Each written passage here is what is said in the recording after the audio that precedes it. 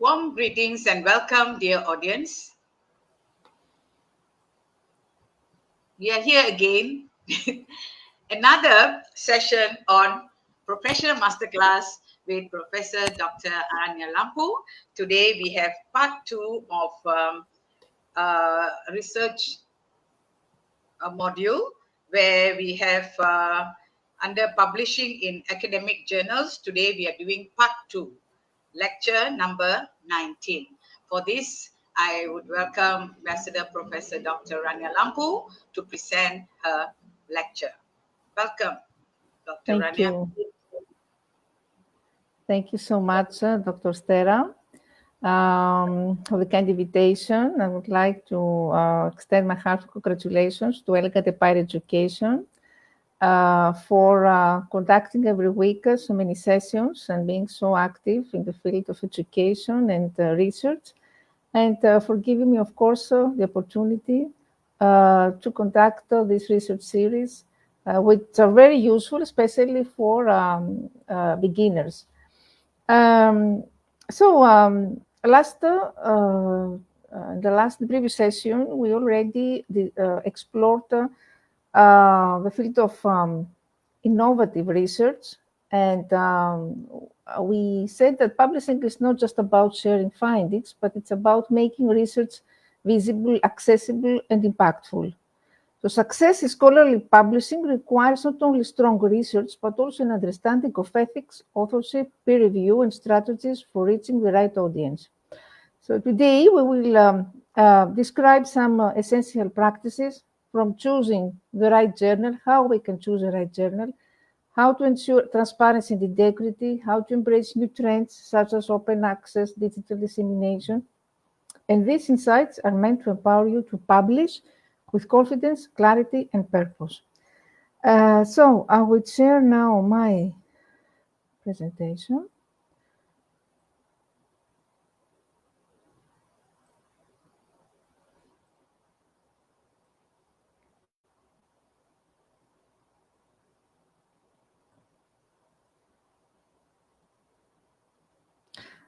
Dr. Esther, is it visible?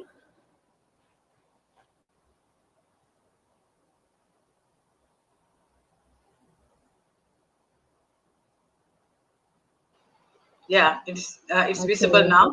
It's moving. Yes. Okay. Yes. So, okay. Thank you. Last time when we concluded the session, you remember, Dr. Esther, you asked me to give some tips today about how we can use AI tools responsibly and without risking to copy paste, and of course without the risk of plagiarism. So how to use these tools? First, we need to use AI tools as a brainstorming partner and not as a copy-paste machine. So this means let AI tools generate ideas, outlines, or examples.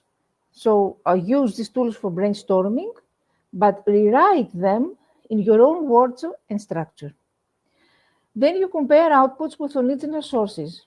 If AI summarizes something, then you need to double check with the source to ensure that key points are accurate but not phrased identically. You use AI for drafts and then revise heavily. You need to treat AI's output as the first draft, then you edit, you reorganize, and you rephrase before submission. So some tips for effective paraphrasing is to change sentence structure. First, we need to understand, of course, first and then re-explain. This means read and fully grasp the original meaning before rewriting in your own words. Then change sentence structure. Here I give an example. AI tools can assist with paraphrasing but must be used responsibly. How we can paraphrase this? While AI can help reward content, it's important to apply it with caution and responsibility. This means how we can do this. We can paraphrase using synonyms wisely. We don't just swap words, because shallow word swaps can still count as plagiarism if the structure stays the same. So we need to aim for deeper understanding. Condense or expand, this means summarize the idea more briefly or expand with your explanation to make it sound natural. And cite when it's necessary if the idea is not common knowledge and comes from a specific source, even a paraphrase requires citation. So we can give an example, or I can tell you a simple test that if your paraphrase looks too close to the original sentence, with just a few words change, this is not effective. If someone is unfamiliar with the source, can match it back or word for word that you have paraphrased well. So what we can do here, for example, I give you another example, artificial intelligence in transforming education by providing personalized learning experiences and automated administrative tasks for teachers. Here, the first step is to understand the meaning. What is the meaning here? AI is changing education.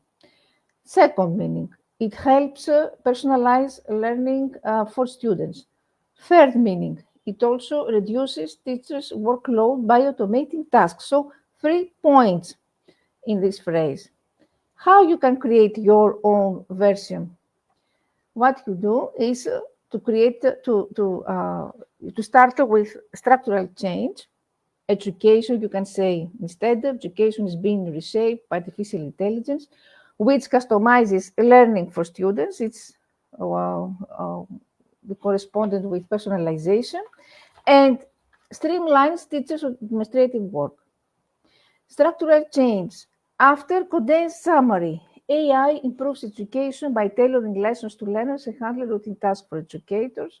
And then you can add an expanded explanation. Artificial intelligence plays a glowing role in education by adapting lessons to suit every student's needs and taking over time-consuming duties such as grading or scheduling, allowing teachers to focus more on teaching. So this is how you can create your own version. Structural change, or there are different paraphrase styles, and whether you adopt a structural change or condensed summary or expanded explanation.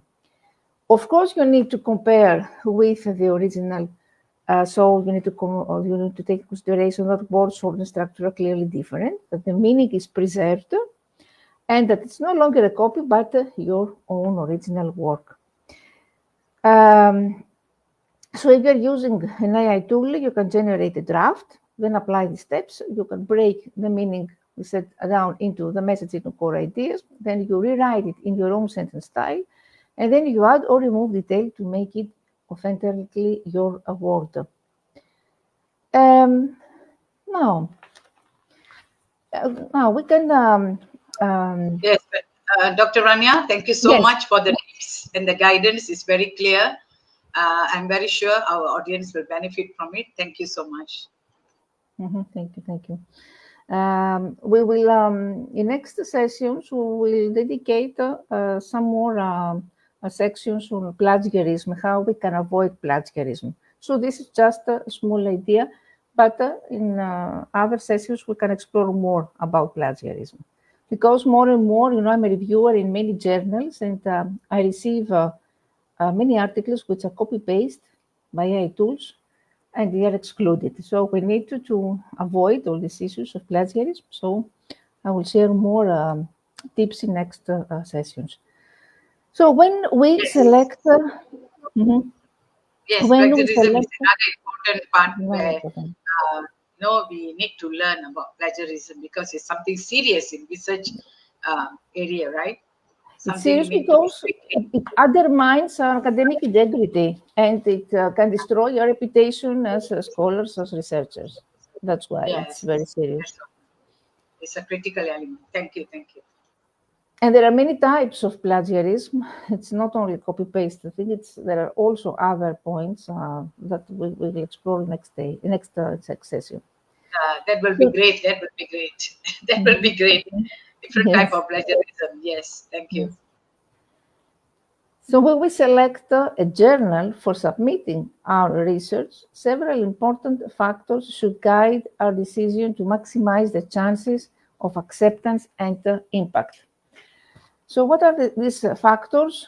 First, we ensure that the journal scope aligns closely with our research topic. We consider the target audience, specialists, interdisciplinary readers, practitioners. What is their audience? The scope and audience, the first. Second, we look at the journal's impact factor, the high index, or other metrics to assess influence. So we need to consider the prestige of this journal within our field, but balance this with fit and accessibility.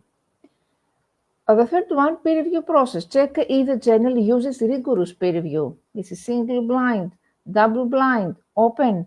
Understand the typical review timeline, in order to manage expectations. Open access versus subscription. Decide if you want your paper to be open access, so freely available, or behind a paywall. Consider publication fees, article processing charges or APCs for open access journals. Indexing visibility means that you need to ensure that the journal is indexed in major databases relevant to your filter, for example, Scopus or Web of Science or PubMed. So greater indexing means higher visibility and citation potential. The publication speed review average time from submission to publication, especially if timely dissemination matters. Acceptance rate. Some journals have very low acceptance rates, so you need to evaluate your paper's fit accordingly. Journal ethics and policies. Check for clear ethical policies on plagiarism, conflicts of interest, and data transparency. Avoid journals with questionable practices. What is the journals? How we call these journals? Predatory journals. And sometimes submitting to a special issue aligned with your topic is something which increases relevance and impact. So thematic calls and special issues are always welcome. And format and language requirements, you need to verify the journal's formatting, word count limits, and language expectations. So a quick summary table shows this, that choosing the right journal strategically helps ensure that your research reaches the right audience efficiently and with credibility. We check the impact factor, the type of review, the access, if it is open or subscription, the indexing, if there is inclusion. What is indexing? There is inclusion major academic databases, the publication speed, the acceptance rate, the ethics and policies of the journal, and of course, the scope of the audience and the formatting compliance with general guidelines. Some tools, we have AI tools, Insightful, Scholarly, and last time also we explored some of these tools. Research Rabbit also very helpful.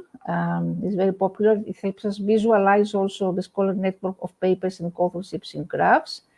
Scholarly reads and summarizes article reports and book chapters, help us to keep up with the latest research.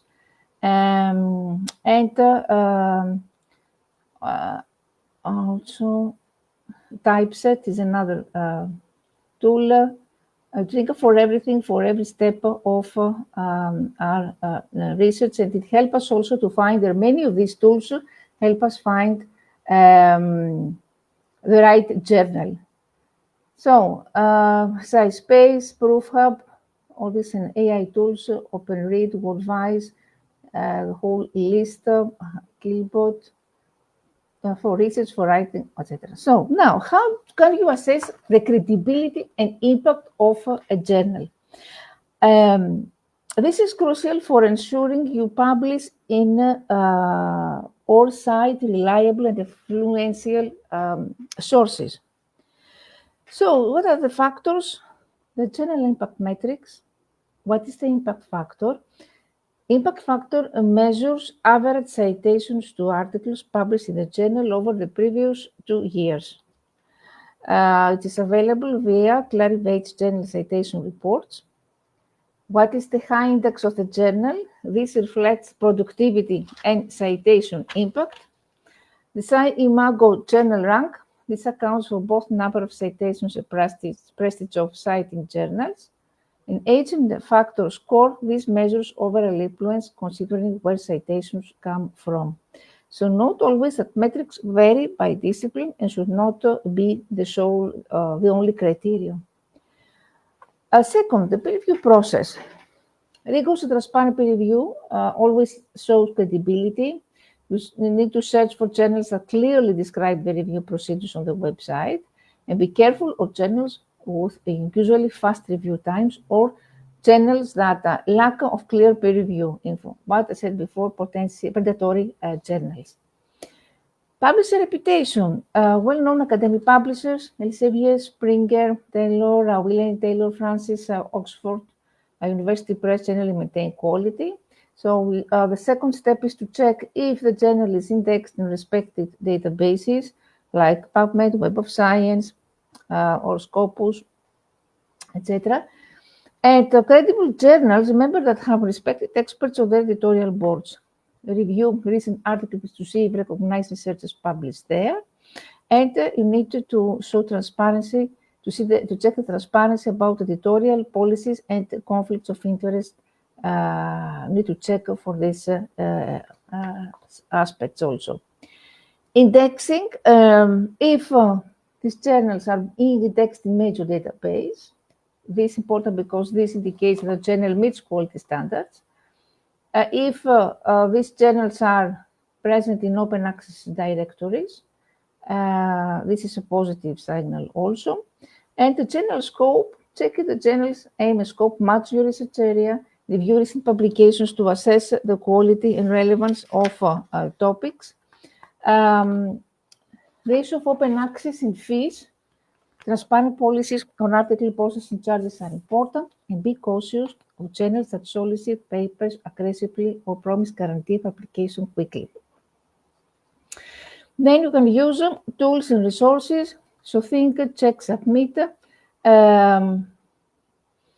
This is a checklist to help evaluate journals. Keywords, predatory reports, we can identify what are the potential predatory journals. We can find all the predatory journals, so we can actually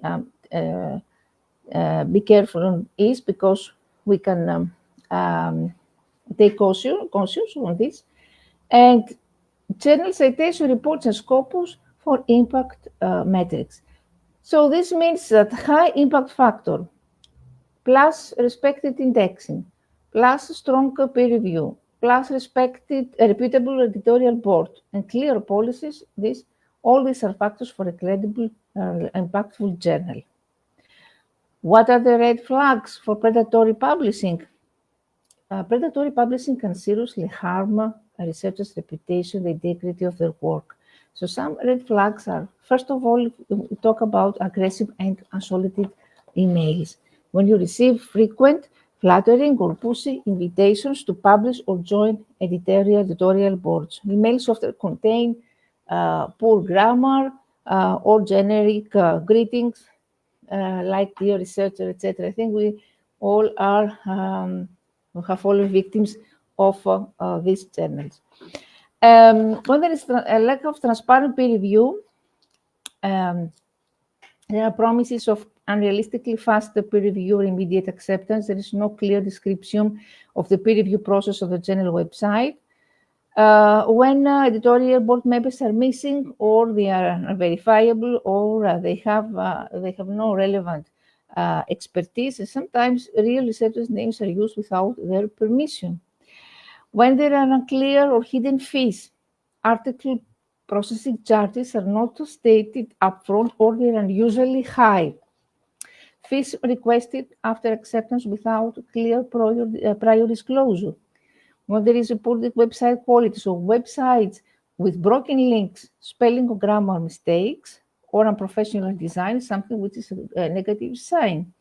When there is a lack of indexing information or false claims about indexing in reputable databases. The general scope is too broad or vague. So this means that it may cover an unreasonably wide range of topics, often unrelated, and when it aims to attract as many submissions as possible. No or fake impact factor.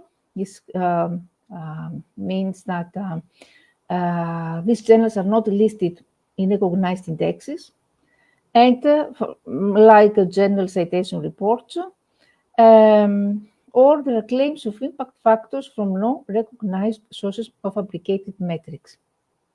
Rapid publication promises guarantees of publication within days or a week, which is unrealistic for quality peer review. And poor non-existent archiving policies, there's no clear policy for digital preservation. No compliance with ethical standards, or when there is a lack of policies on plagiarism, conflicts of interest, and research ethics, so no clear retraction or correction policy. So how to protect yourself? You can check the journal on BS list alternatives, like CABE's blacklist. You can verify indexing status. I think it's the most easy way. The easier way is this, to check the Scopus of PubMed or Web of Science. Consult your colleagues in methods if you're not sure. Use resources like the Directory of Open Access Journals for legitimate open access journals, and look for transparent peer review publication policies. Now,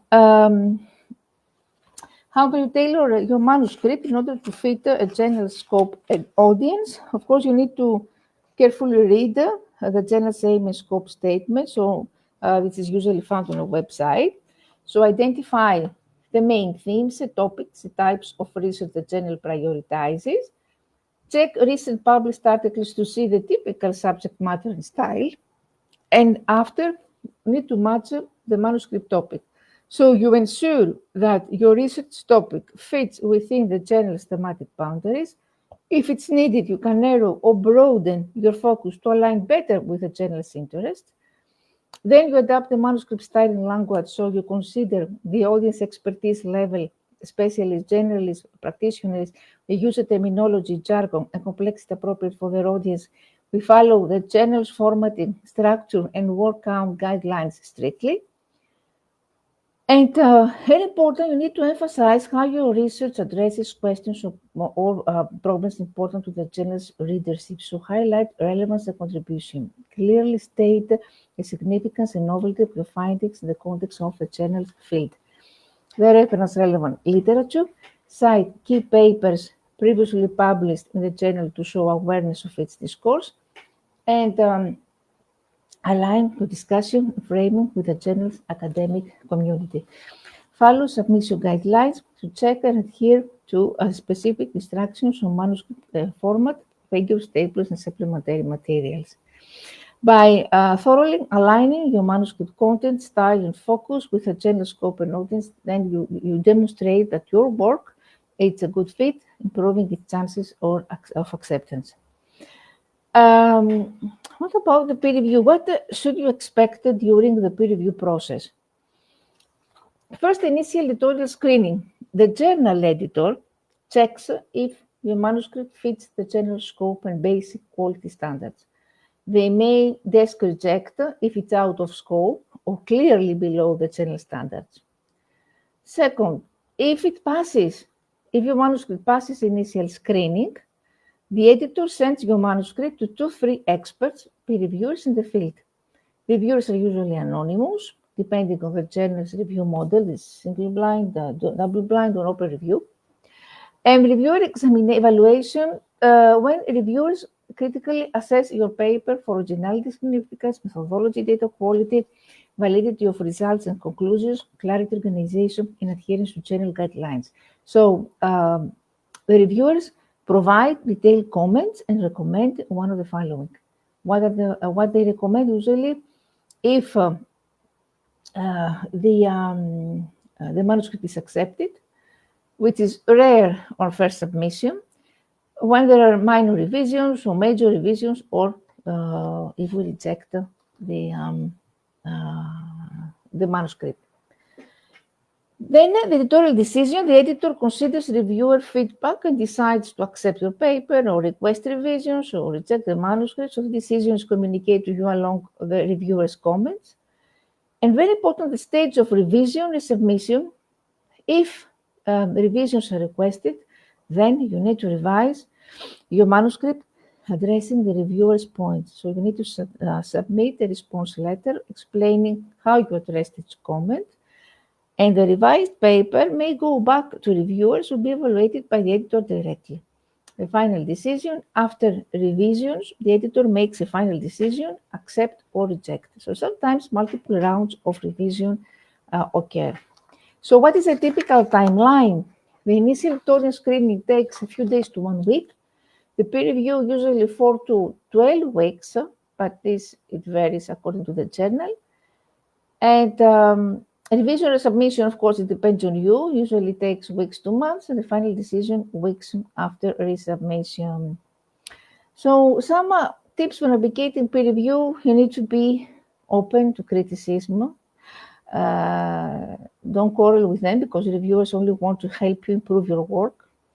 You need to respond with respect and take into consideration thoroughly each comment.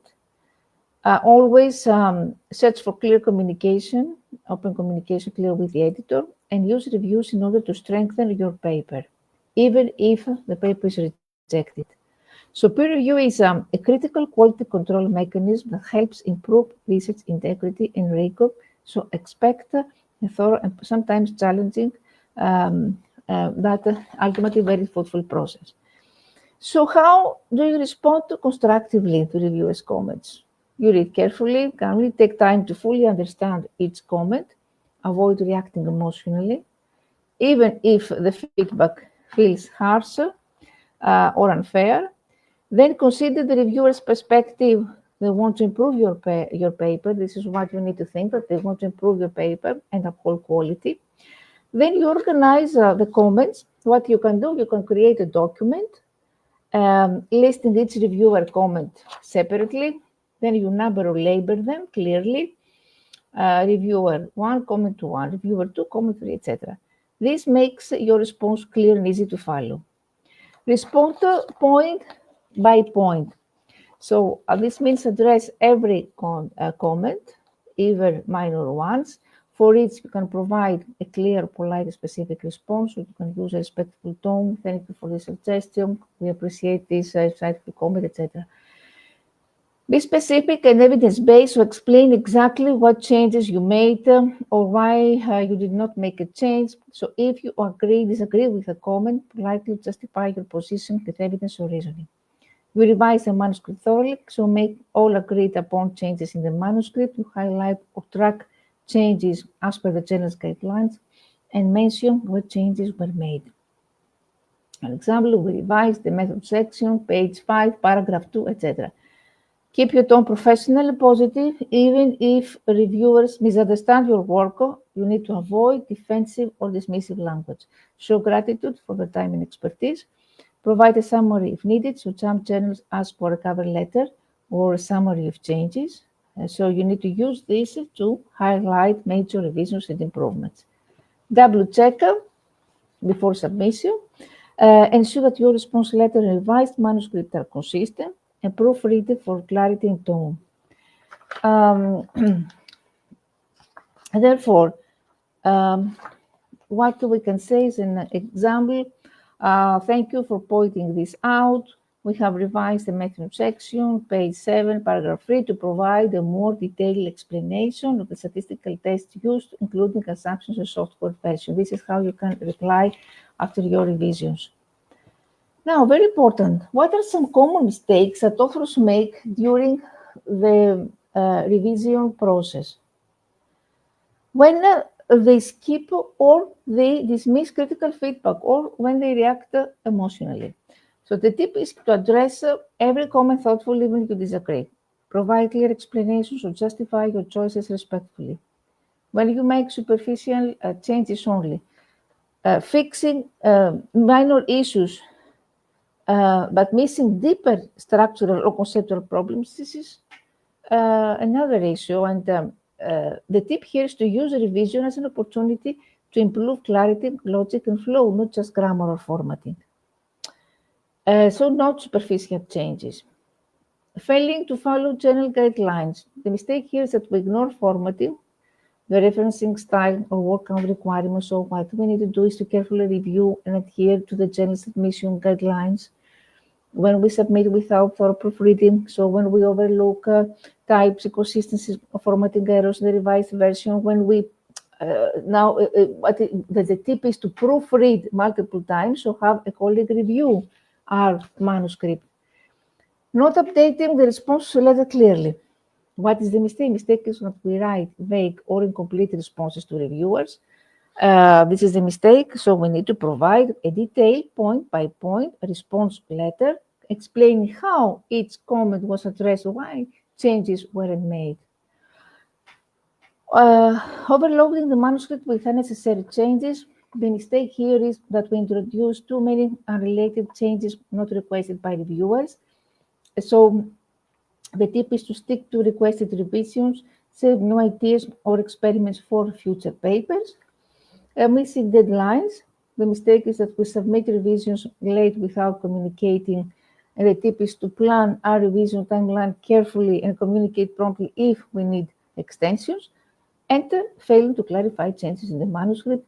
The mistake is that we revise text without indicating changes or leaving unclear what was modified. So what we can do here is to use track changes, highlight revisions, or provide clear markers to help editors and reviewers locate changes. Now, how to maintain confidence and resilience in the face of rejection? First, this means that you need to reframe rejection as part of the process. Understand that rejection is normal and it happens to everyone, even top authors and top researchers.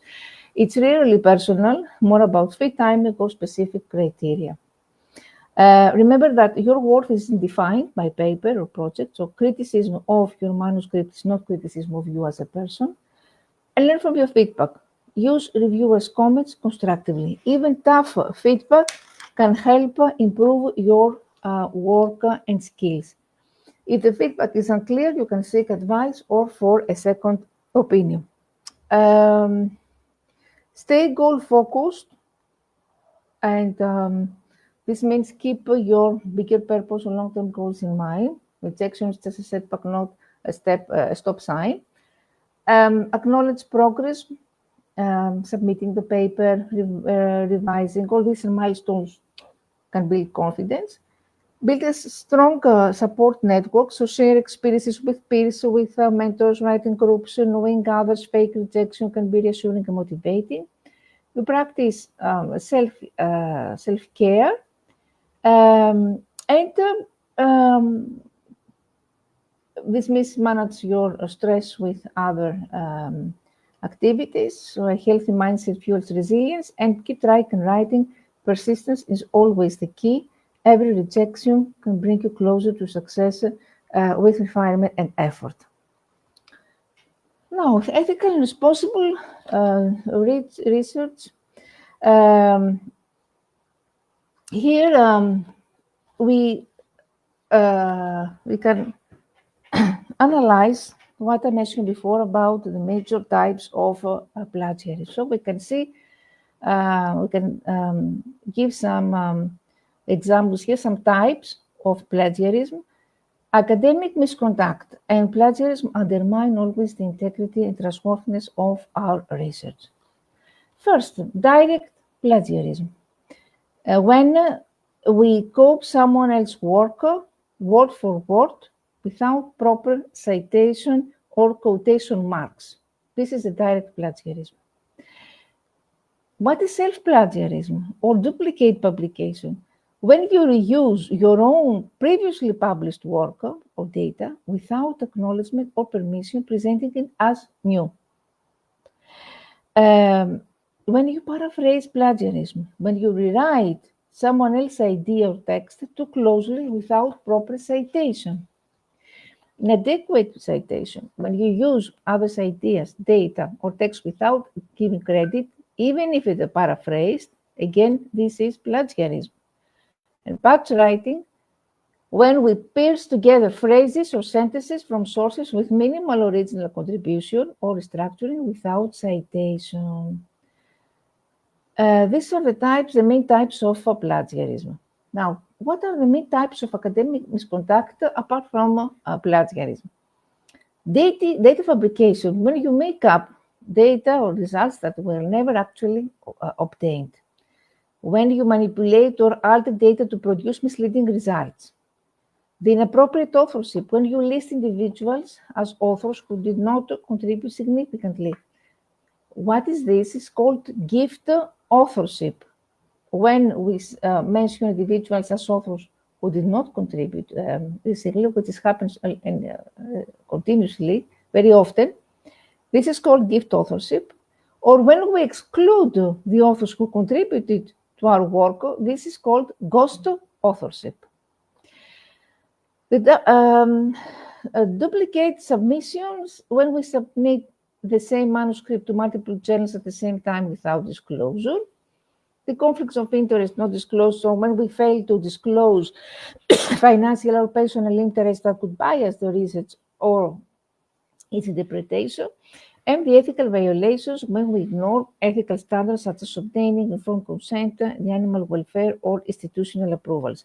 So why it matters? Because plagiarism and misconduct can lead to retraction of papers, damage to reputation and career, loss of funding, and legal consequences. How to avoid plagiarism and misconduct? Always cite sources properly. Use detection software before submission. We have amazing tools now like Turnitin or Copyscape, AI tools for plagiarism, to detect plagiarism. You always need to maintain transparent, accurate records of data contributions and follow general and institutional ethical guidelines. So, in short, academic integrity means presenting your work honestly and giving credit where it's due, while adhering to ethical research standards. So, how we can improve this transparency and reproducibility in our research? When you describe your methods clearly and thoroughly, you include protocols, you include instruments, software, and settings so that others can replicate your work.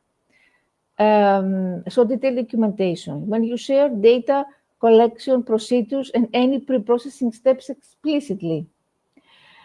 Second, open data and materials. Whenever it's possible, you can share raw data, code, materials that would be surveys in public repositories, GitHub, Zenodo. Ensure the data is well organized and anonymized if needed and accompanied by metadata explaining variables and formats. Use standardized protocols, so follow or adapt established protocols or reporting guidelines. For example, CONSORT for clinical trials or PRISMA for systematic reviews, and this helps others understand and reproduce your steps. Transparent analysis, share analysis scripts and software versions, use version control tools like Git to track changes, prefer open source tools when it's possible. The pre-registration and register reports, so try to pre-register hypotheses, methods, analysis plans, or platforms like clinical trials, etc. Register reports undergo peer review before data collections or reducing bias. Report all findings, including negative or null results. Provide enough detailed figures, tables, supplementary materials for others to verify results. Encourage peer review replications or submit it to journals that support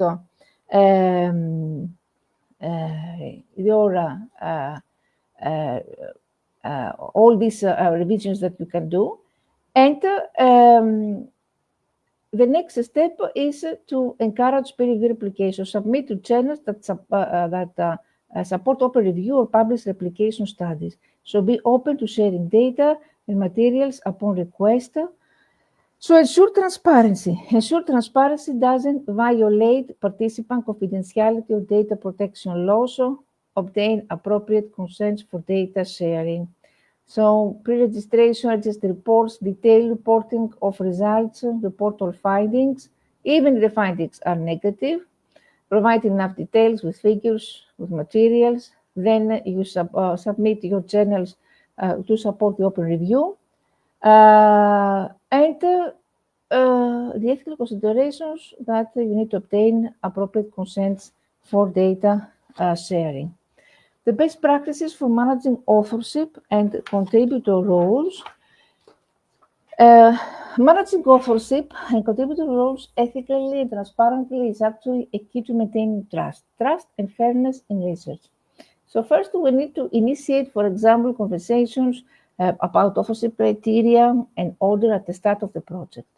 We revisit discussions as the project evolves to reflect contributions accurately.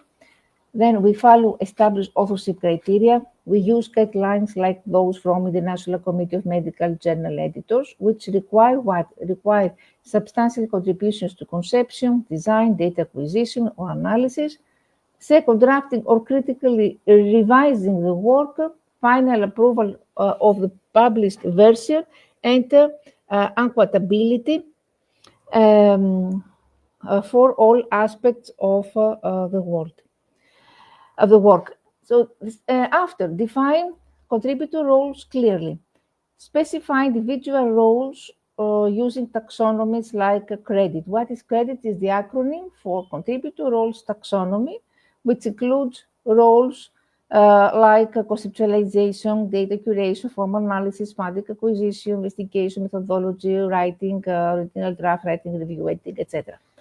The document contributions, we can keep records of each contributor's involvement to avoid disputes, use contribution statements in manuscript to increase transparency, avoid what I mentioned before, gift, guest, or ghost authorship, gift in when we add someone without meaningful contribution, guest authorship when we include a prestigious name just to boost credibility without involvement, and ghost authorship when we omit someone who contributed significantly. Resolve disputes early, address authorship conflicts through open discussion within the team, seek mediation from institutional ethics committees if needed, be transparent with journals, so disclose any conflicts of interest and contributions clearly in submission materials, and follow the journal's authorship policies carefully. Acknowledge non-author contributions or recognize individuals who supported the research but do not meet authorship criteria in the acknowledgement section. What about here? We can see what are the best practices for the early authorship discussion. We align expectations upfront. We avoid unethical authorship. I mentioned before. We try to manage conflicts constructively. Use contributor taxonomies or specify exact roles. The document contributions. Keep transparent records. Acknowledge others' contributions or credit non-authors appropriately. And disclose roles and conflicts. How can data sharing be done ethically and effectively? The ethical data sharing includes obtain informed consent, protect privacy, follow legal guidelines, obtain approval from an institutional review board or ethics committee for the data sharing plan, and always use reputable repositories. This means share datasets through trusted platforms, Dryad, Figshare, Zenodo, Open Science Framework. Some journals offer or require repository submission. Then you document your data. So provide clear metadata, codebooks, and the data dictionary explaining variables, formats, and methods used, or use standardized formats for accessibility. You use licenses to define users, so apply open data licenses that could be Creative Commons or anything else, just to clarify how others can use your data. If data use may be restricted, there you can clearly outline conditions for access. Cite data properly, assign, very important, this is very important, digital object identifier, DOI, direct digital object identifier to your dataset. Cite datasets in your publications references to promote transparency and recognition. Be clear about limitations, explain when the data can and cannot be used to avoid misuse or misinterpretation, and how to maximize the impact and visibility of your research work, how you can increase the citation or readership in your work. You need to publish, of course, in the right journal, so choose a journal that has strong visibility in indexing, Scopus, Web of Science, matches your target audience, has a reasonable impact factor or solid reputation in your field. You can consider open access journals if they are reputable. These often receive more reads and citations due to broader access. Then you need to write a clear, searchable title and abstract, so you use keywords that your target readers would search for. Make the title informative, not overly technical or vague, And the abstract should clearly state the problem, methods, key findings, and the significance. Use keywords strategically. Choose terms that are frequently searched in your field, include them in the title, abstract, and throughout the paper for better search engine visibility, and share on academic social platforms. Upload your paper to institutional repositories, Google Scholar, ResearchGate, Academia, or ORCID. Share links on LinkedIn, on X, on Twitter, or in relevant online communities. Create a short, engaging summary or infographic to share on social media, etc. And present, of course, in conferences and webinars. Collaborate with researchers from other institutions or countries, can expand the reach of your work, so the network. Deposit a preprint. You can upload your manuscript to a preprint server, SSRN, for example, before peer-reviewed publication. This makes your work accessible sooner and can attract early citations. Use Altmetrics tools like Altmetric or PlumX, tracks mentions in news, blogs, and social media, increasing visibility, and monitor, promote these metrics to draw attention to your work. Maintain a consistent online researcher identity. This means create and maintain profiles of Google Scholar, Scopus Author ID, keep your publications updated and linked across platforms, and follow up with engaged readers. What platforms and networks will promote? Academic social networks, ResearchGate, Academia, Edu, Mendeley, professional social media platforms, institutional personal websites, Google Scholar profiles, or upload the publications to your university profile or lab website, open access repositories, and media outreach channels, so be blogs or press releases, science communicators, indexing discovery services, Scopus, ORCID, Web of Science, PubMed for medical research. So some tips for effective promotion: that you need to use visual abstracts, infographics, or short videos to summarize your work. Craft a compelling summary that highlights novelty, relevance, engage with your target audience, and monitor Altmetrics to see how your research is being shared and discussed. Academic blogging, social media enhance your research visibility because it expands your audience, increases your research impact, helps build a researcher profile, and network showcases ongoing work. And tips for effective use: you need to be concise and engaging, use visuals, post consistently, use hashtags and tags, engage, respond to comments, share others' work, etc. And the role of open access in improving research work is that open access plays a significant role by increasing the visibility, the accessibility, usability. So open access articles are freely available online without subscription barriers, so increased visibility, higher citation rates, of course. Now, numerous studies have shown that open access publications often receive more citations than paywalled articles. Of course, this is due to easier access, leading to more downloads and reads, and faster dissemination of findings across disciplines. Faster knowledge transfer, compliance with funded institutional requirements. Many funding agencies and universities now mandate open access publishing, and this helps ensure publicly funded research is publicly accessible, broader accountability and transparency in science. More enhanced social and practical impact. Open access allows non-academic stakeholders such as NGOs, educators, business and health professionals to apply research findings in real-world contexts, boosting social relevance and innovation, and supports equity knowledge sharing. Open access enables equal access to knowledge regardless of geographic economic limitations. And finally, finding collaboration and sustainability. You need to write a compelling research proposal for funding, which requires clarity, persuasion, and alignment with the funder's goal. First, you need to include all the core components of the research funding proposal: title, abstract, introduction, methodology, timeline, the references, etc., the budget. So this should include the introduction, the methodology, the timeline, the references, some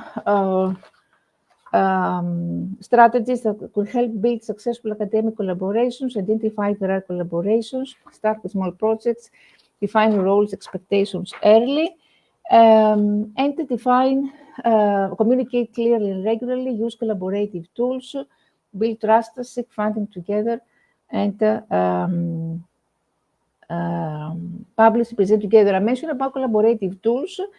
Collaborative tools could be version control like GitHub, project management tools, like Trello, Asana, Notion, cloud storage like Google Drive or shared documents, overlay for Google Docs. And reflect and evaluate after a project, discuss what worked, what didn't work, use feedback to improve future collaborations, or decide whether to continue working together.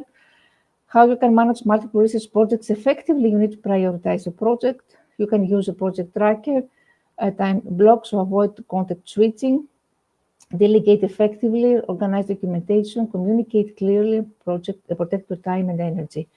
In order to sustain the long-term research productivity, you need always to set clear evolving goals, develop a consistent routine work, break projects into manageable tasks, collaborate strategically, stay current in your field, learn from your mistakes and feedback, maintain a healthy project pipeline, take care of mental, physical health, keep good records and data management, and seek mentorship and mentorship opportunities. So learning from experienced researchers and guiding new ones keeps you intellectually engaged and can renew your motivation. Always organize your research materials, data, and references of future work builds efficiently on past efforts. And remember that burnout kills productivity. So build in rest, hobbies, exercise, and boundaries, protect personal time, and celebrate non-academic achievements. Thank you very much for your attention. Yes, Dr. Rania, we have to thank you. We have to thank you. Really, you're really showering all of us with so much of knowledge and content. And your content is not just like ordinary content. I think this year we are going to give a unique award for you. We never thought of it, but it just came to my mind that I think you deserve the best award as a marathon presenter, marathon presenter for this. And I'm very sure so far I cannot think of anybody who can be so generous like you in presenting, so committed. I admire this quality in you. That's why you are with me. You and Dr. Anju Yes. with me. Really, I really admire your skills. I know you have a very busy day, not only busy day at work, you're also busy on online platform. Everybody invite you. Still, you're committed with us, which I think I'm determined, to be like you. I'm determined to be like you. You are a good role model for everyone. Let it be lecturers, let it be professionals, let it be students. This kind of good attitude we need to acknowledge. So I think no amount of words can really is enough to thank you. And definitely I just wish that I could award you with the trophy in person. Hope God will grant this desire of mine. Anyway, I'm looking forward very much to meet up with you, in our aerospace program as a country ambassador for Greece. Yeah, so let's see. We don't know our tomorrow, right? So just hope for the best. And I thank you again, Ambassador Professor Dr. Rania Lampu, for your amazing, wonderful, in-depth, insightful sessions. Yeah. So, dear audience, thank you for being with us. I'm very sure all the presentation done by Dr. Rania benefits you so much. Thank you. We'll meet again next week. Next week will be the last subtopic under advanced level, and later we will go into master level. Yeah. So far nobody have committed. I think Dr. Rania Lampu has now completed 2 months, 3 months already. I think completed almost 3 months. 3 months, is really, that's why I call she's the marathon presenter, mentor and academician, it's really wonderful. Thank you so much, Dr. Rania, for your time and effort. Although we had some issues in the beginning, but we made it well. Thank you. Yes, thank you.